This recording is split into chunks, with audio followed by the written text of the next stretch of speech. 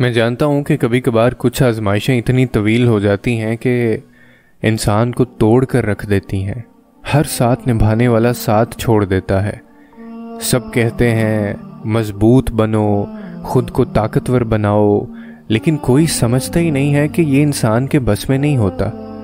अगर इंसान के काबू में ये सब बातें होती तो वो क्यों कमज़ोर बनता, क्यों लोगों की बातें सुनता, क्यों इन पत्थरों के सहारे ढूंढता। मगर आज के इस दौर में कौन समझता है किसी को, कौन देता है दिलासे, कौन सुनता है। सब अपनी जिंदगी को ही संवारते हैं। लेकिन तुम फिर भी खुदा का शुक्र करना सीखो। वो हर चीज पर कादिर है। कभी डूबते सूरज को देर तक बैठकर देखा है तुमने? कितनी कशिश रखता है ना वो अपने अंदर, कितना जाजिब नज़ारा होता है। इसको देख के रब की वसी और इंतहाई खूबसूरत कुदरत का एहसास होता है ना।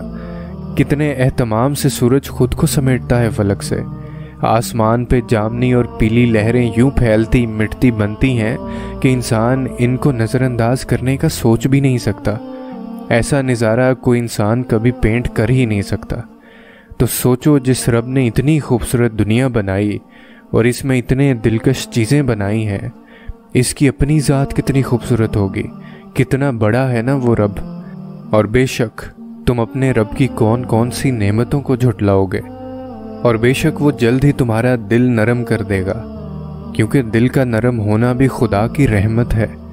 ये जो लोग होते हैं ना, जो दूसरों की तकलीफ को नज़रअंदाज कर देते हैं, किसी की आंख में आंसू देखकर इनका दिल मोम नहीं होता, अपनी नफरत और अनाओं के हसार में कैद रहते हैं, खुद पसंदी में इतना आगे निकल जाते हैं कि वो भूल जाते हैं रब को भी।